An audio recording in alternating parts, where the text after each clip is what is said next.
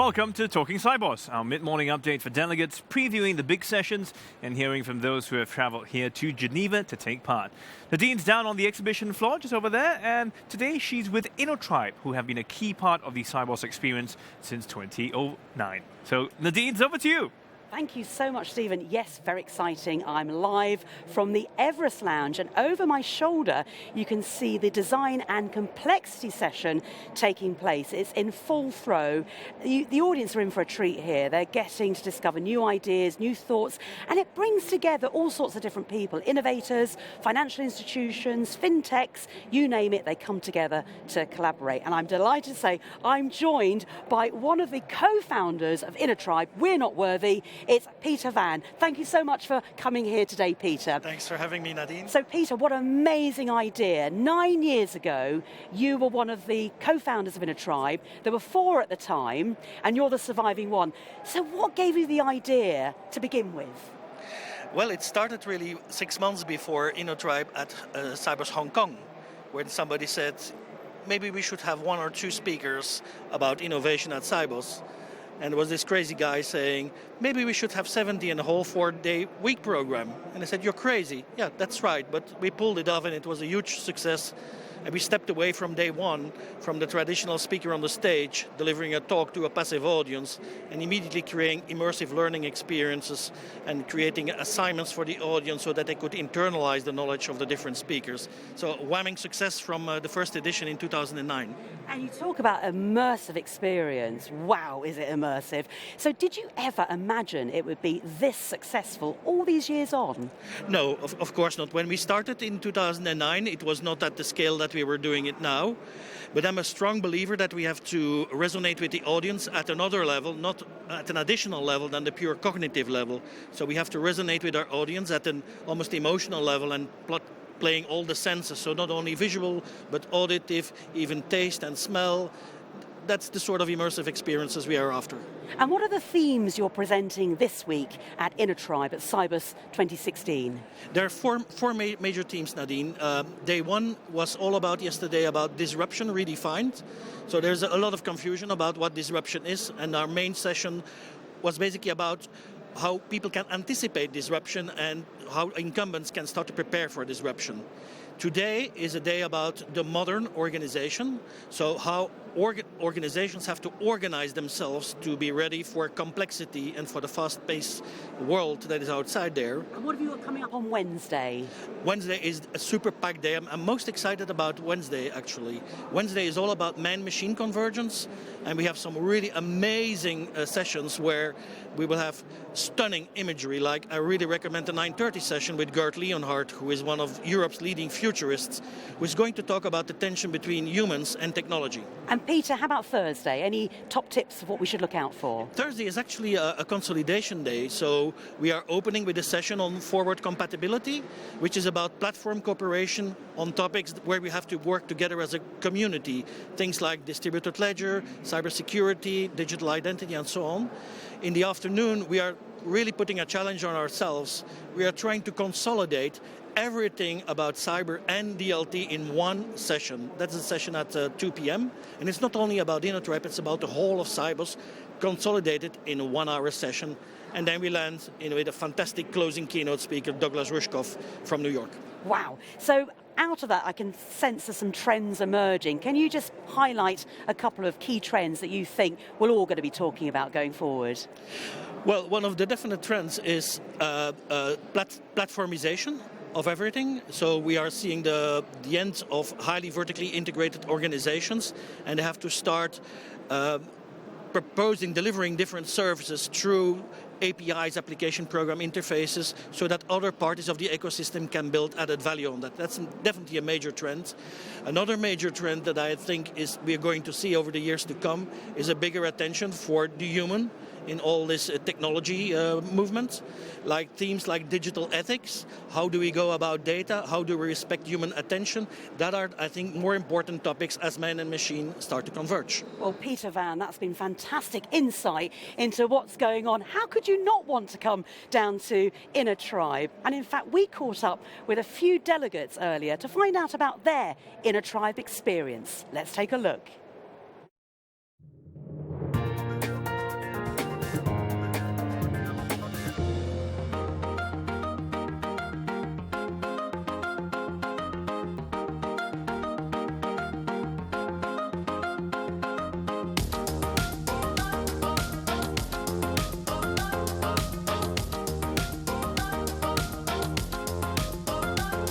Well, it's my fourth Sibos, and I know that I can expect a lot from Innotribe. So actually my first session which I attended today was Innotribe. Switzerland, can you remind about, Swiss chocolate or, bankers? When you think about fintech, probably you start thinking about like England, Nordics, and that was a good surprise. Discover Innotribes here. I think it was really great to have international audience and to have testimony about success that we have here. Well, we've heard a lot about fintech hubs around the world. It was a good place to network and make some connections. To see different things, to hear new projects, and I know that Innotribe always came with this kind of information for the attendance he's here in Sibos. I think it was a good variety. It was comprehensive. The 4 speakers that they had, they covered 4 different dimensions of the startups and how they're working.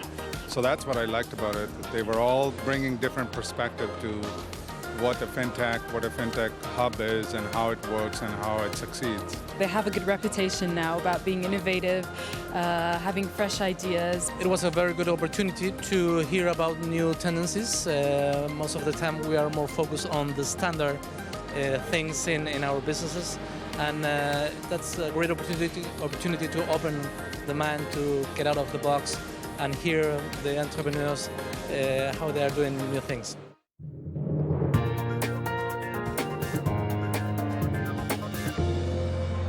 Every day on Talking Sibos, we're catching up on the Art at Sibos project. And earlier, Nadine spoke to Vanessa von Richter to find out more about the Anouk Foundation.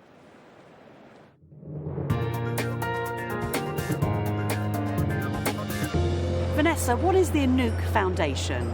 The Innotribe Foundation is a Swiss-based foundation, and we create therapeutic murals. So we bring colors into hospitals, nursing homes, psychiatric institutions to really brighten the lives.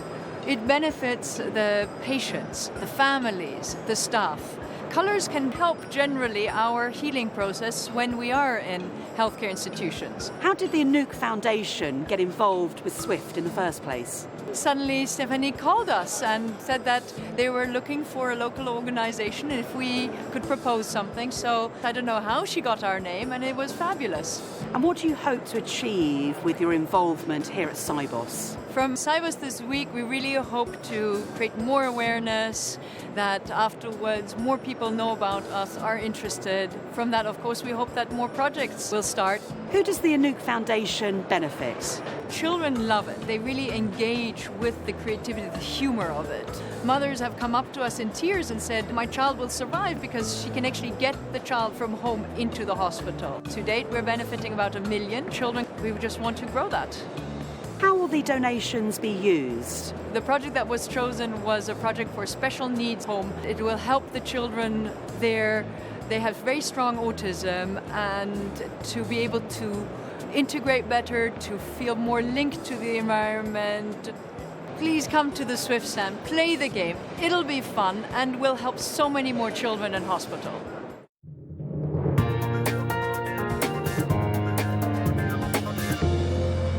If you have a chance, make a visit to the Swift stand. So, how much have delegates raised so far for the Anouk Foundation by playing the Swift game? Well, we sent our cameras to find out.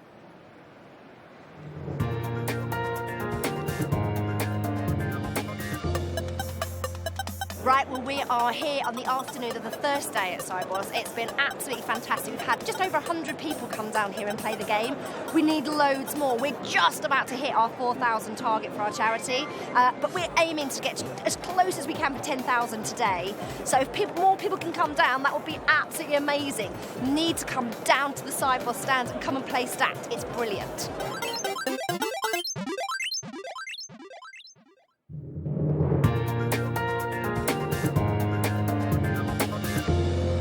You know, it looks quite easy, but it's really not that easy to stack cows. So if you haven't played the game yet, head down to the Swift stand. It's all for a great cause. Right now, we're heading back to the exhibition floor to join Nadine at Innotribe. Yes, it does look like electronic Jenga. I'm delighted to say we've still got Peter Van with us, one of the co-founders of Innotribe. And Peter, I'd be fascinated to know about the products and services that have come out as a result of Innotribe over the last 8 years. I'm sure there's got to have been some great success stories. Can you share some with us? Yeah, sure. One of the first success stories that we did was in the very early phase of Innotribe, where we were launching Swift Alliance Lite version 1. That was launched at Sibos in 2008, even before Innotribe existed. We had an innovation team which was mainly working as a fast development shop, delivering products into the market from scratch in 1 year time into production. And this was a first example. We then pivoted into an organization that was more enabling our different business units and our customers to start collecting ideas and progressing those ideas from proof of concepts to prototypes to incubation projects.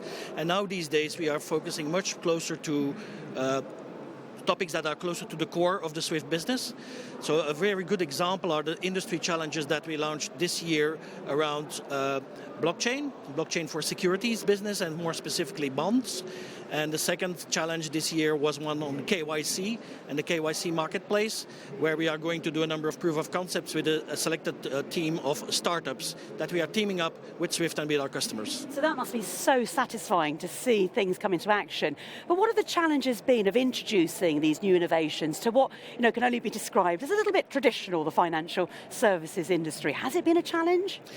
Well, it has some been a challenge, but we are taking up that challenge. What we want to do is to create the bridge between the startup ecosystem and between the more traditional institutions.